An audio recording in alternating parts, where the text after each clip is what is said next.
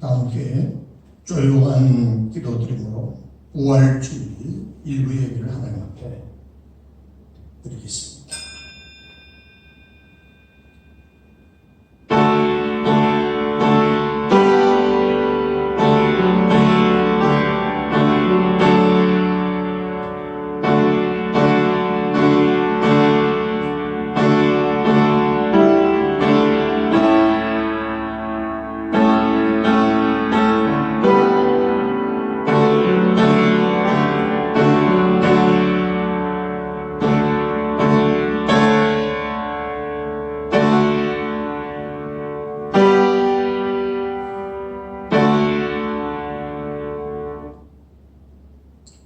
나는 부활이요 생명이니 나를 믿는 자는 죽어도 살겠고 무릇 살아서 나를 믿는 자는 영원히 죽지 아니하리니 이것을 네가 믿느냐.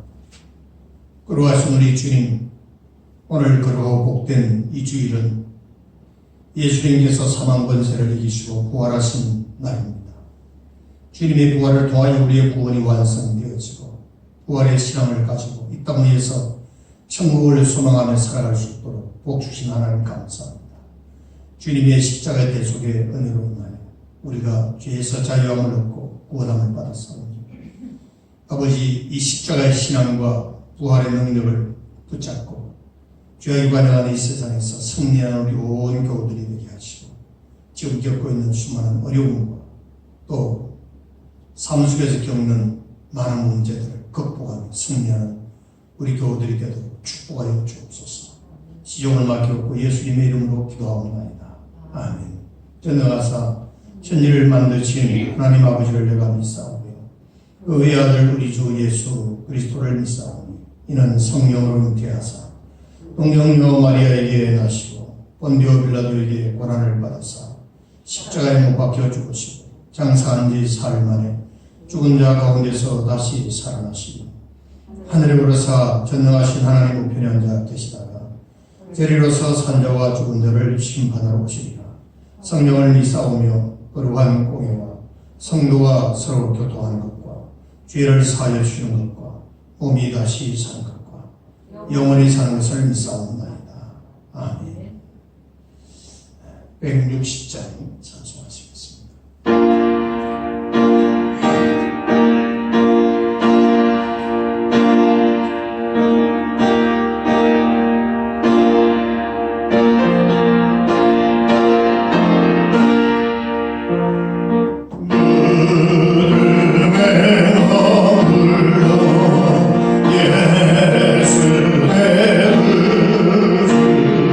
새벽 기다려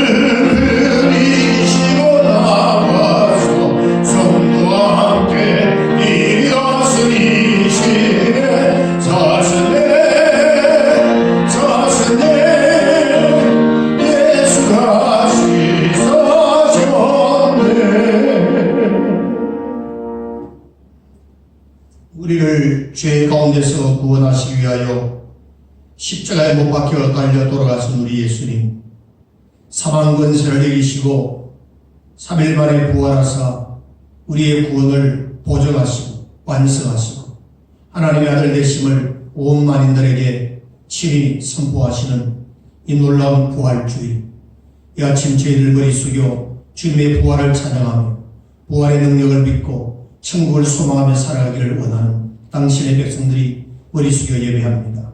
우리 예배를 받아 주옵소서. 우리 주님 홀로 영광 받아 주옵소서. 무한필용으로 겪고 있는 수많은 고통과 어려움, 말로 표현할 수 없는 현실의 상황을 주님 앞에 아뢰입니다. 주님 부활의 능력으로 치유하시고 주님의 십자가의 보혈로 회복시켜 주셔서 이 땅에 겪고 있는 수많은 아픔과 고통과 눈물과 절망적인 한숨을 주님께서 치유하여 주시옵소서. 자비로우신 아버지 하나님, 오늘 또 이렇게 주 앞에 모여 예배하는 당신의 큰 속들을 하나님께서 복 주시고 땅 위에서 사는 동안 육신적으로 영적으로 겪는 고통과 시험들을 믿음으로 승리하며 이길 수 있도록 도와주옵소서. 주님을 따라다녔던 믿음 부족했던 제자들처럼 육신의 것을 구하기 위하여 따라다녔던 무리들처럼의 삶이 아니라 예수 그리스도의 십자가의 복음과 부활의 능력, 천국의 소망을 확실히 소유한 하나님의 자녀답게 진정한 진실한 그리스도인답게 이 세상을 헤쳐나가며 이기며 담대한 하나님의 백성으로서의 신앙의 진면목을 가지고 나아가는 꿋꿋한 하나님의 성도들이 다 되도록 복을 내려 주시옵소서. 말세 지만에 아버지 하나님, 우리가 더욱 하나님 앞에 깨어 기도하고 경건에 힘써야 될 터인데 때때로 여러 가지 상황에 얽매여 주님을 가까이 하지 못했던 연약함을 고백하며 회개합니다. 용서하여 주옵시고 여호와 하나님을 가까이 함이 복이라고 주님 말씀하셨사오니 항상 주님을 가까이 하고 섬기는 거룩한 경건의 삶에 나아가는 저희들이 다 되도록 은혜를 베풀어 주시옵소서. 우리 교우들의 가정을, 자녀들을 격려하는 기업을 지켜주시옵시고 또한 아버지 하나님이여 또 자영업을 하는 많은 우리 이웃들이 경제적인 고통과 어려움을 겪고 있는데 하나님께서 속히 그 모든 생활의 터전이 회복될 수 있도록 아버지 인도하여 주옵소서. 근본 이 우한 폐렴으로 인하여 경제가 이루 말할 수 없는 아버지 하나님이여 어려운 상황에 처해 있습니다. 온 세계가 그러합니다. 우리 대한민국 경제를 하나님 회복시켜 주시고 온 세계 경제를 회복시켜 주시옵소서. 아버지 특별히 여행업 또한 아버지 하나님 호텔업 그리고 항공회사 모든 어려움들이 더 큽니다. 하나님 실직자가 늘어가고 있습니다.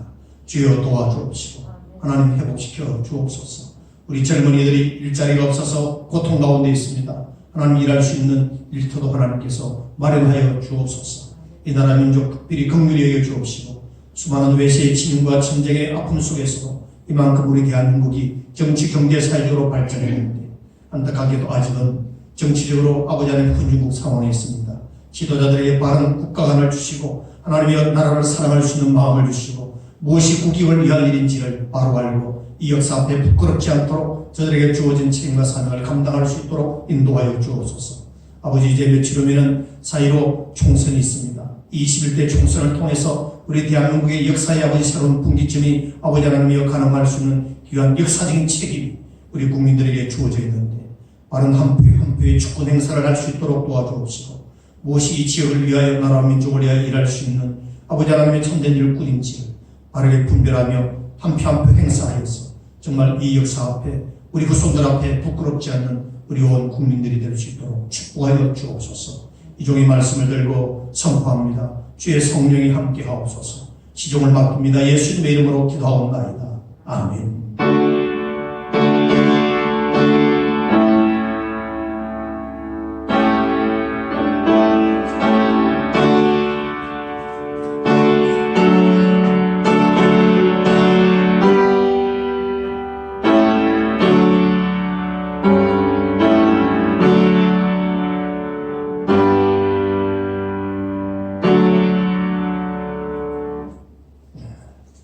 사백 57장 보시면서 하나님께 복원하시겠습니다.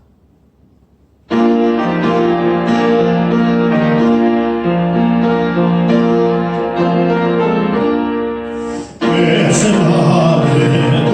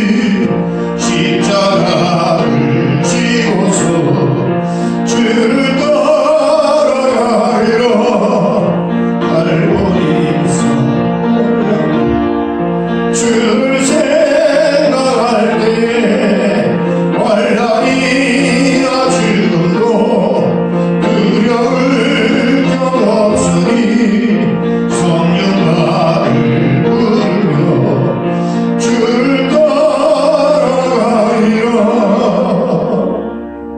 그러하신 주님, 주 앞에 믿음과 정성을 다하여 귀한 예물을 올립니다. 여호와 하나님께서 받으시고 축복하여 주옵소서. 예수님의 무덤 앞에 새 여인이 향품을 들고 찾아갔을 때 예수님은 이미 부활하셨습니다. 그토록 그 여인들은 주님을 섬기며 따르는 헌신한 데 최선을 다했습니다. 이처럼 우리도 주님 앞에 그 믿음으로 헌신하며 가진 옥합을 깨뜨리며 주님께 영광을 돌리기를 원합니다. 그 마음 믿음 헌신 받으시고 축복하여 주옵소서.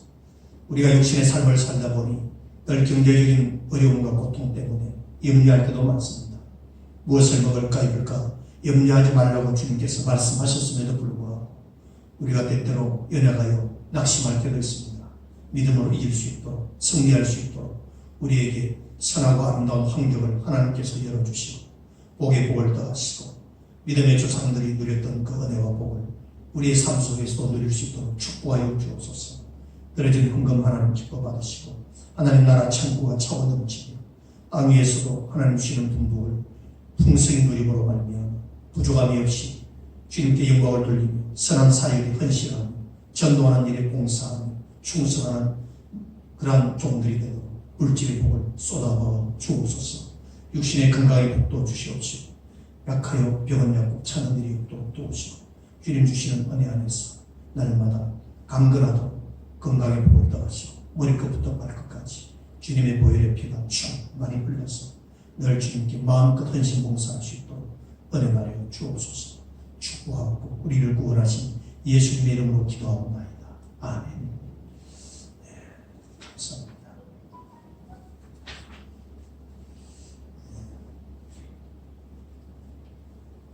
이 시간 교회 강도 드리겠습니다. 오늘 부활주일인데 예전에 부활주일과 좀 달리 많은 불편함이 있을 것입니다. 지난번 우리 교회 셀립감사주일 예배 때도 그랬거든요. 오늘 또 부활주일 또 좀 뭔가 참 많이 아쉽고 안타까운 상황입니다. 그럼에도 불구하고 또 이 부활주의를 지키기 위해서 주님 앞에 나오신 교우 여러분, 뿐만 아니라 가정에서 또 영상 예배로 참여하시는 교우 여러분들에게 주님의 부활의 영광과 은총이 충만하시기를 주님의 이름으로 축원합니다. 금주 화요일은 우리 인천도의 임시모회가 명문교회에서 열립니다. 정기도 일어나는데 급히 다뤄야 될 안건이 있어서 임시모회로 모입니다. 성령을 위해서 기도해 주시고 15일 수요일 며칠 뒤면 21대 국회의원 선거입니다. 어제 그제 또 사전 투표가 그동안 역대 예전에 볼 수 없었던 투표율이 있었습니다. 어쨌든 우리가 나라와 민족을 위해서 국익을 위해서 우리 국민으로서 주권 행사를 잘 하셔서 우리 지역을 위해서 이 나라 민족을 위해서 역사 앞에 부끄러움이 없는 우리 한 표 한 표 행사되어지기를 원합니다. 투표에 꼭 참여하셔서 국민으로서 올바른 주권을 행사하시길 바랍니다. 우리 예배 중에 마스크 착용하셔도 됩니다 라고 이렇게 이제 나와 있는데 제가 왜 이렇게 표현을 했는가 하면 불편해서 하시는 분도 있고 하시는 분도 있고 그래서 스스로 자율적으로 자식으로 얘기했는데 사실 서로의 건강과 예방을 위해서 하시는 게 맞습니다. 마스크 착용하시길 부탁드립니다.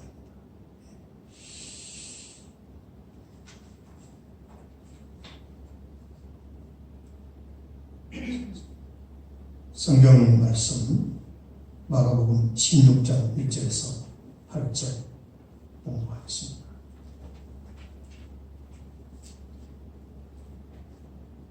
마가복음 16장 1절에서 8절까지입니다.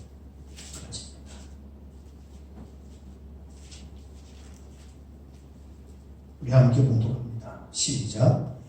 안식일이 지나매 막달라 마리아와 야고보의 어머니 마리아와 또 살로메가 가서 예수께 바르기 위하여 향품을 사다 두었다가 안식 후 첫날 매우 일찍 해 돋을 때 그 무덤으로 가며 서로 말하되 누가 우리를 위하여 무덤 문에서 돌을 굴려주리요 하더니 눈을 들어본 적 벌써 돌이 굴려져 있는데 그 돌이 심히 크더라.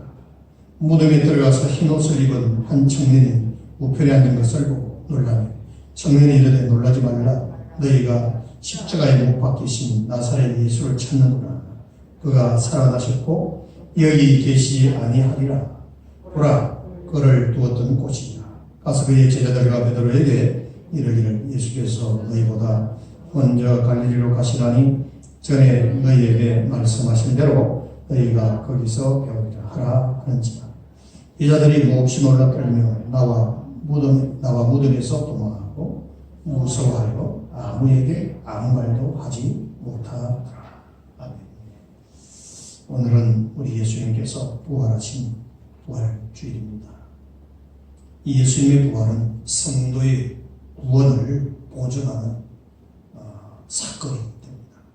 예수님이 부활하지 않았다면 우리의 믿음도 헛되고 우리가 증거하는 이 복음도 거짓으로 평가될 것입니다. 우리가 예수를 믿으려고 할 때 맨 먼저 부딪히는 문제 세 가지가 있어요. 이것은 신앙의 불가사의이기도 하고 가장 이해하기가 힘든 것이기도 한데 그러면서도 이것이 해결되지 않으면 신앙생활을 할 수가 없는 것이기도 합니다. 혹시 여러분 평소에 그런 마음의 의문을 가지고 계시다면 오늘 이 설교를 통해서 완전히 문제 해결을 받으시고 확실한 구원의 확신과 부활의 능력을 가지고 부활 신앙을 붙잡고 보다 발전한 진리를 보한 신앙생활이 되어지기를 간절히 부탁드립니다. 그러면 우리에게 부딪히는 문제 세 가지가 무엇일까? 첫째는 동정녀의 탄생입니다. 여러분 동정녀 탄생을 믿으십니까? 이것은 합리적으로는 설명되지 않는 기적입니다. 쉽게 말하면 결혼하지 않은 처녀 아이를 낳았다. 믿어지십니까? 네, 목사님 성경은 그렇게 말하고 있어. 저는 안 믿어요. 그렇게 한다면 여러분 천국 못 갑니다. 절대로 천국 못 갑니다. 이거는 성경의 정한 법칙. 동정녀가 사람을 잉태한다는 것은 도저히 이해가 될 수 없는 문제지요. 그런데 예수님은 그렇게 태어났습니다. 남자와 여자의 생물학적인 관계 속에서 태어난 분이 아니라 성령의 잉태로 태어났습니다. 우리 사도신경으로 그렇게 고백하죠. 사도신경도 믿으면서 확실히 믿고 고백을 해야 되는데 따라서 주문 외우듯이 외우면 그건 참 고백이 아니죠. 근데 여러분 기억해야 될 것은 사람은 할 수 없으되 하나님은 하실 수 있는 것이 너무나 많습니다. 그 초자연적인 이 자연을 초월해서 태어난 사건이 예수님의 동정녀 탄생입니다. 믿으시길 바랍니다. 이것을 믿어야 합니다. 그래야 신앙이 출발됩니다. 두 번째로는 십자가의 죽음입니다. 예수님은 십자가에서 죽으셨습니다. 여기까지는 다 믿습니다. 역사적인 사건이니까.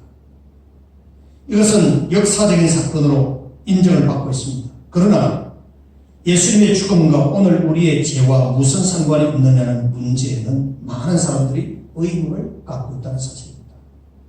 예수 죽었으면 죽었지 나와 무슨 상관이야? 이렇게 의문을 품고 있단 말이죠. 그런데 상관이 있습니다. 그 말씀을 드리려고 합니다. 예수님은 오늘 땅대의 사람도 아니고 같은 민족, 같은 땅도 아닌 먼 옛날 중동, 팔레스타인 어느 조그만 지역에 있었던 한 사람의 죽음, 나와 무슨 상관이 있느냐 하는 문제가 되겠지요. 그러나 이것은 어려운 일이지만 예수님의 죽음이 곧 나를 위한 죽음이라는 사실을 고백하여야만 한다는 사실입니다. 왜냐하면 죄의 삭은 사망이기 때문에 내가 그 죄로 인하여 책임을 져야 될 나이인데 그 책임을 하나님께서 아들 예수에게 맡긴 거예요. 그래서 우리를 죄에서 자유함을 구원함을 받도록 하기 위하여 예수님은 죄가 없으셨지만 우리의 죄를 대신하여 십자가에 못 박혀 죽으신 것입니다. 왜 우리가 상관이 없습니까? 쉬운 예로 내가 빚을 갚아야 되는데 그 빚을 나에게 갚도록 하시지 않고 대신 우리 이수 안수 집사님 빚을 갚아주셨는데 얼마나 고맙고 감사한 일입니까? 예를 들면 그런 거예요. 믿습니까? 그걸 갖다가 대속이라 그런다. 대신 갚아주신 거예요. 그걸 은혜라고 그래요. 그 사실을 믿는 것이. 그저 아무 조건 없이 너 다음에 갚아라 그런 것도 아니고 내가 갚을게. 그러면 너는 빚에서 자유해. 죄의 사망이니까 죄에 들어가는 사망이니까 내가 대신 죽으니까 너는 죄에서 자유해. 이것이 예수님께서 십자가에 못 박혀 달려 돌아가신 대속의 사건입니다. 왜 우리와 상관이 없는 일입니까? 바로 우리를 위한 사건입니다. 믿습니까? 바로 나를 위한 사건이다. 그러니까 예수님의 죽음이고 나를 위한 죽음.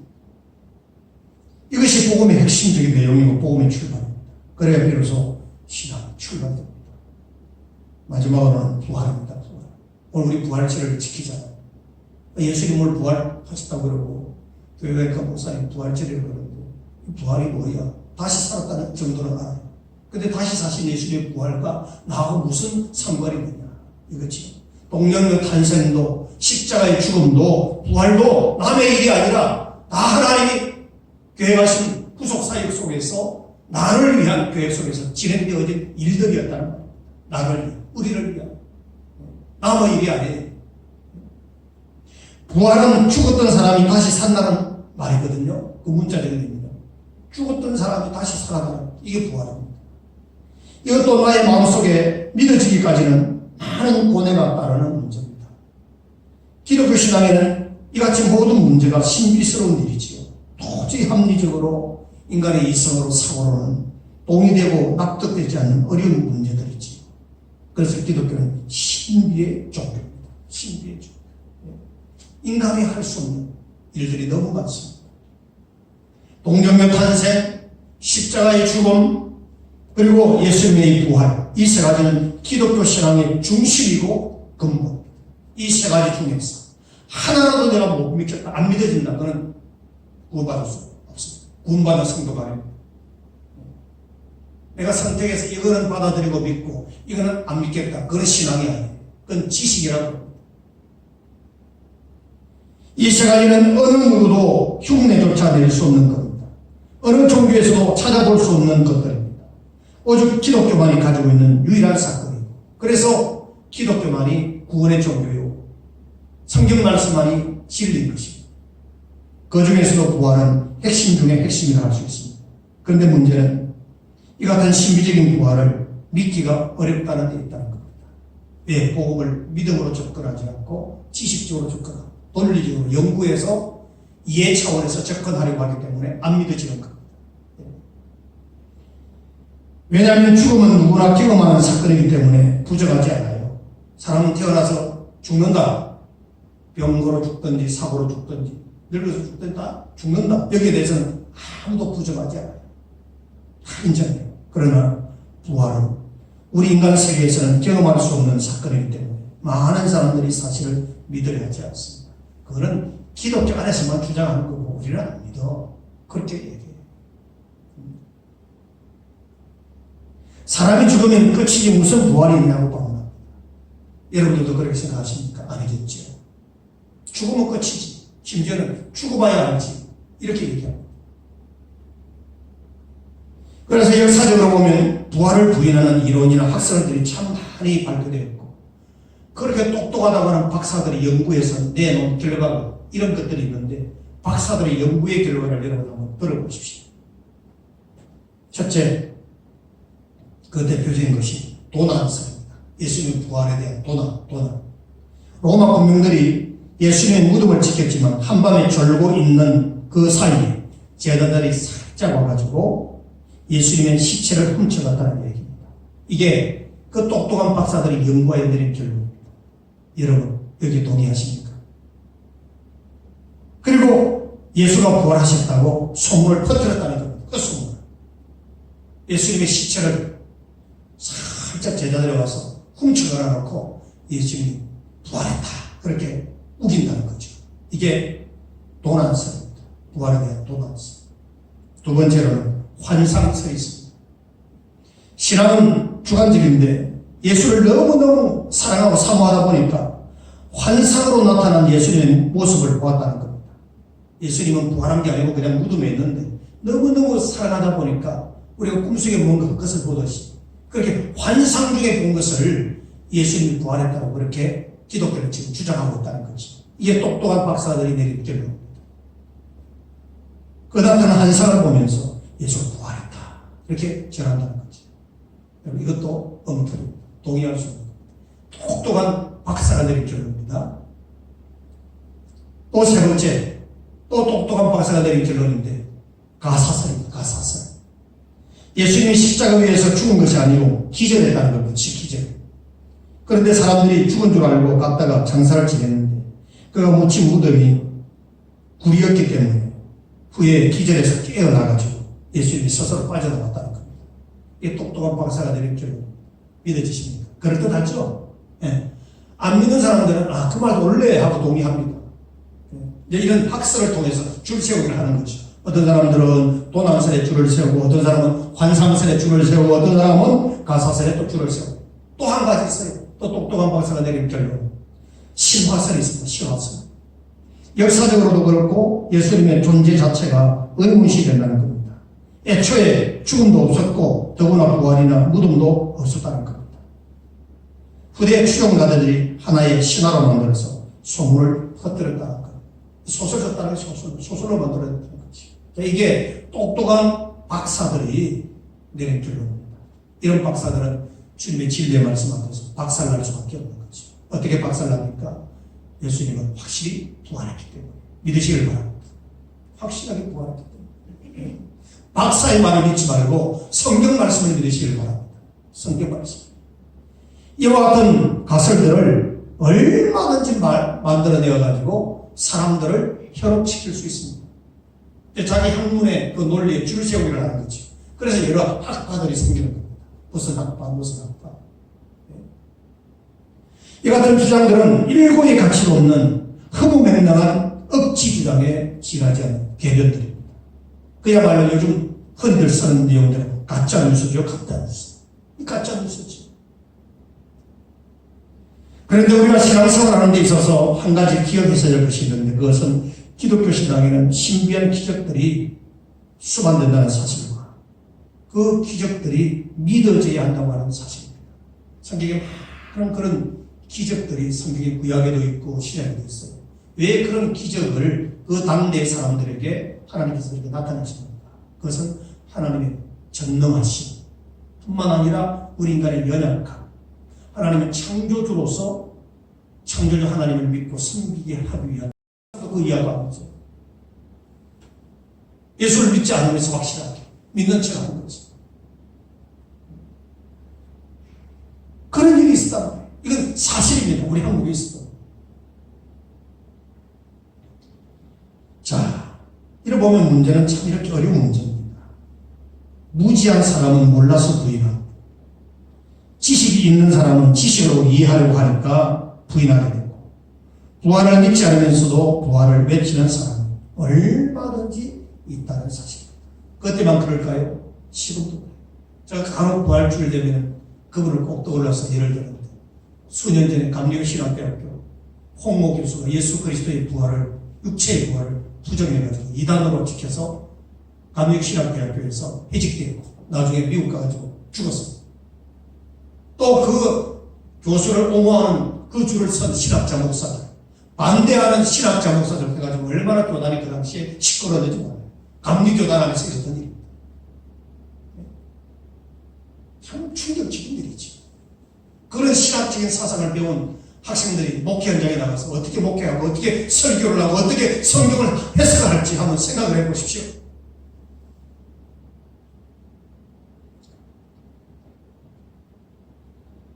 성경은 예수님의 부활을 분명하게 증거하고 있습니다. 그가 여기 계시지 않고 그의 말씀하신 대로 살아났습니다. 와서 그의 누우셨던 것을 봐라. 와서 보고 확인해라. 도중만장도 아니고 환상도 아니고 기절도 아니고 신화도 아니다. 실제로 당시 유대 종교 지도자들이 예수님을 죄인으로 몰아세워서 신성모독죄로 그를 십자가에 못 박아 죽였고, 너희들이 차게 치르고 가시멜 해가지고 다 분명한 사실을 다 확인하고 무덤 속에 장사해 놔놓고, 그도 무덤 앞에 돌무덤을 놓고, 그것도 아무도 옮길 수 없는 그 무거운 돌무덤으로 다 막아놔놓고, 그것도 로마 군병들이 지켜놓고, 누가 도망을 치고 누가 훔쳐가고 환상 보고, 그게 말이 아닌 거지. 실제로 와서 봐라. 예수님은 부활하셨다.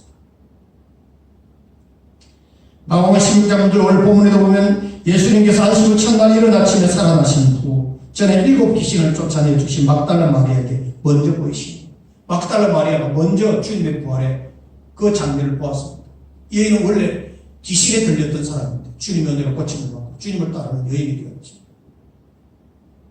로마서 1장 4절에 사도 바울은 뭐라고 말하는가? 성경의 영어로는 죽은 자들 가운데서 부활하사 능력으로 하나님의 아들로 선포되셨으니 곧 우리 주 예수 그리스도시니라 그랬습니다. 그 외에 많은 성경 말씀에 예수님의 부활을 많이 증거하고 있습니다. 그러면 예수님의 부활을 통하여 이 땅에 주어진 메시지가 뭐냐? 주님의 부활로 인하여 이 땅에 주어진 중요한 유산이 몇 가지 있습니다. 첫째, 정의의 힘입니다. 세상에서 흔히 쓰는 말 가운데 정의는 반드시 이긴다는 말이 있습니다. 정의로운 사회, 정의. 역사적으로 볼 때 정의는 한때 죽은 것 같고 실패한 것 같이 보여도 반드시 승리한다는 것을 보여주고 있습니다. 하나님이 언제나 정의의 편에서 계시기 때문에. 정의의 반대가 뭡니까? 불의 아닙니까? 불의. 오늘 우리 이 사회는 불의가 판을 치는 사회, 가짜가 판을 치는 사회, 정의로운 사회로 돌아가야 됩니다. 이 정의를 외치는 곳이 어디입니까? 교회여야 합니다. 예수 믿는 사람들이 생각하는 것이나 모든 생활의 삶이 정의로워야 되고 상식적이어야 되고 예의 바라야 됩니다. 교양이 있어야 됩니다.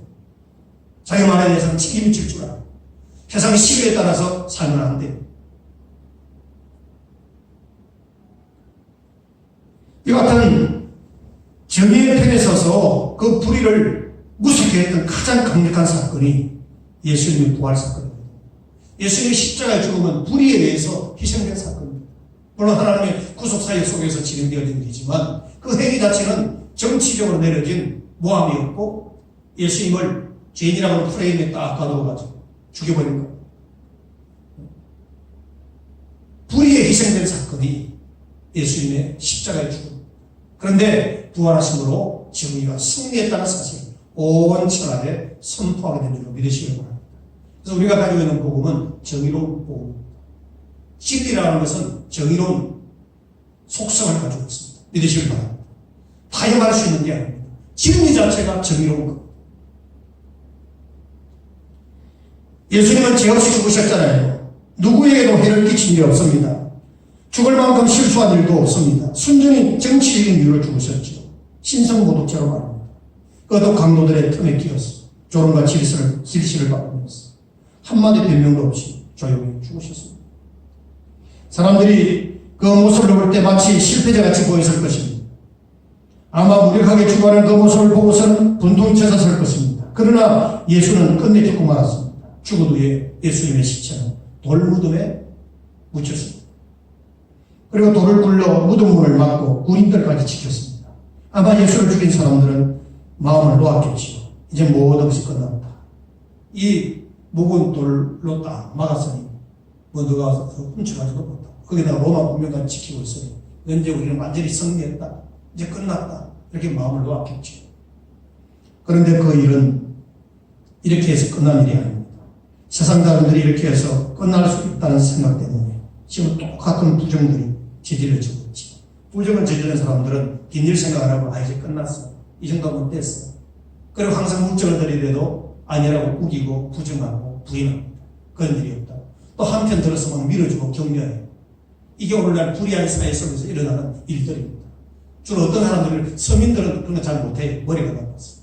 똑똑하게 많이 배운 사람들이 그래요. 그게 아예 그냥 문화가 되었습니다. 사기치고 불의를 저지르는 일이 문화가 되어버렸어요. 그래도 잘한다고 막 격려하고 박수치고 줄 서. 이게 우리 한국 사회입니다. 우리 한국 부끄러운 역사 얘기해 볼까요? 거짓말 가장 잘하는 나라가 대한민국.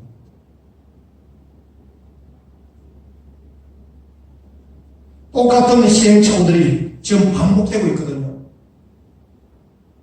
우리 현실을 한번 보십시오. 우리 사회는 매번 똑같은 안타까운 대형 사고들이 자꾸 터지고 있습니다. 바로 이 같은 생각들을 가지고 있기 때문입니다. 정의롭지 못하는 똑같은 불의한 일들이 계속 저지르는 겁니다.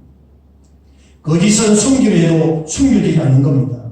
불의는 권세로 아무리 누르고 감추고 밟아도 숨길 수가 없습니다. 은폐되지 않습니다. 이것은 역사가 주는 교훈입니다. 믿으시길 바랍니다. 역사가 그렇게 정언하고 있습니다. 죄 없는 예수를 죽이고 묻은 문을 돌로 막고 지키면 될 수 있는 일일까요? 하나님께서 살려내시기로 작정한 이상 누가 예수님의 부활을 막을 수 있겠습니까? 절대로 막을 수가 없습니다. 만일 예수님이 무덤에 묻혀있는 그대로 끝이라고 말한다면 이 세상은 더 이상 소망이 없는 곳이 되고 말았을 것입니다. 그렇다면 언제나 세상의 권세와 불의는 늘 승리자로 군림하고 말 것입니다. 그래서 주님의 부활은 우리 모든 인류에게 소망의 메시지를 전해준 희망의 사건이었다. 그런 것을 우리는 기억해야 합니다. 또 하나 죽음을 극복하는 힘이 주어졌습니다.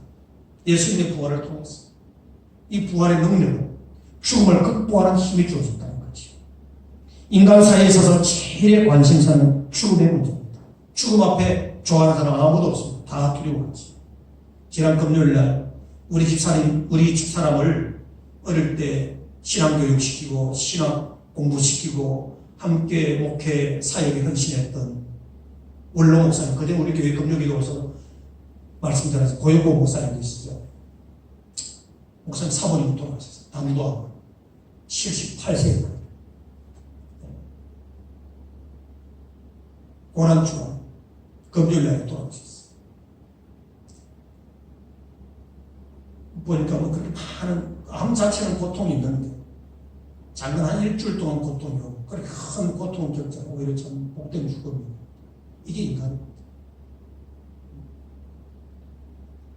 제가 결혼할 때 37년 전에 11살 난 어린 딸을 저 강원도 교회 연합 수련회 가가지고 군인차에 치서 교통사고 어린 딸을 먼저 보내고 6년 전에 지금 목사로 있는 아들 그 며느리 사모 갑자기 또 혈액암으로 또 며느리 먼저 보내고 그 다음에 이걸 또 사모님 가셨어요. 그 이제 세상 사람들이 말해보면 참 팔자가 세다 그러지. 우리는 팔자 개념으로 해석을 합니다. 하나님의 승리죠. 하나님은 그렇게 부르시는 겁니다. 그렇게 살다. 저 오늘 이제 오후에 조문을 가려고 하는데 저는 가면 항상 그래요. 우리 사회 목사 같다. 늘 우리 사회 목사. 우리 집 사람을 어릴 때부터 키워서 신학 공부시켜서 전도사 저랑 같이 만나면 정말 아버지 같이 그렇게 챙겼어요. 이 죽음이라고 하는 것은 참 누구나 다 두려워하지. 근본 코로나 바이러스 19 전염병도 사람의 생명과 관계이기 때문에 모두가 두려워하거든요. 미국은 지금 30만이 넘었고 죽은 환자가 2만 명이 넘었습니다. 미국이 지금 1등으로 달리고 있습니다. 이렇게 사람에게 죽음만큼 심각한 문제는 또 없습니다. 그래서 많은 사람들이 오랜 동안 살기 위해서 맛 좋은 음식도 먹고 운동도 하고 보약도 먹고 여행도 하고 좋은 공기도 마시고 그러나 우리 인생은 언젠가는 이 죽음 앞에서 항복할 수밖에 없습니다. 늙어가는 겁니다. 현대사회는 우리가 100세 시대라고 그러는데 장수시대.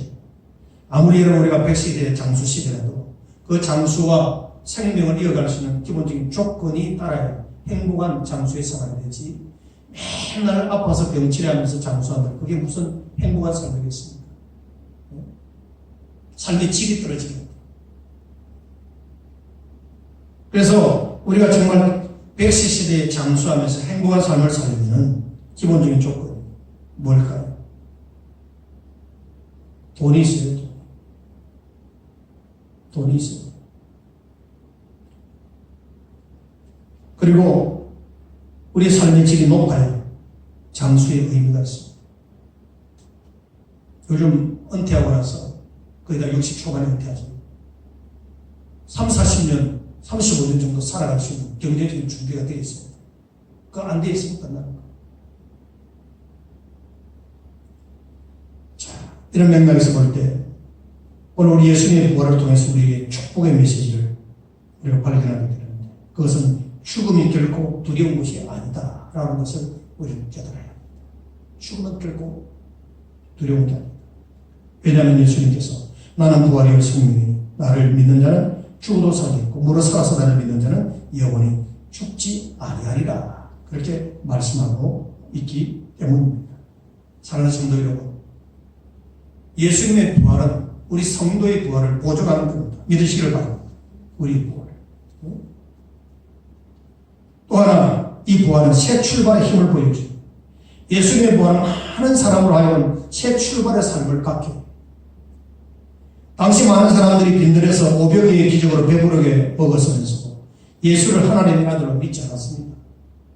메시아로 믿지 않았습니다. 단순히 자기들의 육신적인 배를 채워주고 병들었을 때 치유해주는 그 정도 좀 존경할 만한 그런 대상으로만 따라다녔을 뿐이지 정말 하나님의 아들 메시아라는 사실을 그들은 믿지 않았습니다. 제자들도 그랬고. 근데 죽은 지 사흘 만에 무덤에서 살아난 이 나사로를 보면서 그들은 주님을 보지를 못했습니다. 저는 이 죽은 나사로가 살아난 이 사건도 예수님도 다시 살아날 수 있다고 하는 사망 권세를 이기고 다시 살아날 수 있다고 하는 사실, 또 우리 인간에게도 예수 믿으면 죽음을 극복하고 다시 살아날 수 있다고 하는 부활신앙을 보여주는 메시지가 담겨 있거든요. 그런데 그들은 그걸 보고서도 믿지를 않았어요. 제자들조차도 무리를 걸어오시는 예수님을 보면서도 하나님의 아들인 것을 인식하지 못했을 정도. 심지어는 예수님의 동생들도 예수님을 믿지 않았습니다. 오히려 우습게 생각했어요. 그런데 주님의 부활은 새 출발의 기점이 된 겁니다. 엠마오로 내려가던 제자들이 부활하신 주님을 만나면서 신앙관이, 인생관이 변화되었습니다. 주님의 동생 야고보는 부활하신 주님을 보고서야 무릎을 꿇고 주여 어찌하여 나를 이처럼 사랑하십니까? 하고 회개하는 장면이 나옵니다. 이것이 어찌 개인뿐이겠습니까? 부활하신 주님을 만나고 나서 수많은 가정들이 이방 종교로부터 개종해서 그리스도에게로 돌아오고 수많은 사람들이 유대교로부터 개종해서 기독교인으로 돌아오고 수많은 민족과 나라들이 돌아와서 지금도 새 출발을 하고 있는 겁니다. 우리가 예수님을 믿는다는 것은 그야말로 새 출발을 하는 겁니다. 과연 예수님의 부활은 이 땅에 강력한 힘과 능력과 소망의 메시지를 전해준 이 세상에서 가장 기쁜 복된 소식입니다. 고린도전서 15장 부활장에서 밝히고 있는 것처럼 만일 예수께서 부활하지 않았다면 우리가 전하는 복음이 헛것이라 그랬어요. 우리의 믿음도 헛것이고 우리는 거짓말쟁이가 될 것이라고 우리는 여전히 죄로운 데 있을 것이라고 사도 바울이 그렇게 말합니다. 역설적으로 예수님이 부활했다는 거죠. 부활했기 때문에 우리의 믿음이 참되고 우리가 전하는 것도 참되고 결국 우리는 거짓말쟁이가 아니라는 거죠. 그리고 죄 가운데 있지 않고 죄에서 자유함을 얻어 구원받은 성도가 되었다는 겁니다. 예수님의 부활이 없다면 이 세상의 많은 사람 가운데서 가장 불쌍한 자가 될 것입니다. 그러나 우리 예수님은 분명히 부활하시기 때문에 부활하신 예수님을 믿는 모든 성도들의 믿음은 참되고 전하는 복음이 힘있게 선포되어졌어. 지금도 그 복음 앞에 회개하고 돌아오는 수많은 사람들이 있고 그들 또한 주님의 교회가 세워지고 하나님의 나라가 확장되어져요. 그렇게 변화된 그들이 사회 각계각층에 들어가서 선한 영향력을 지금도 미치고 있는 것입니다.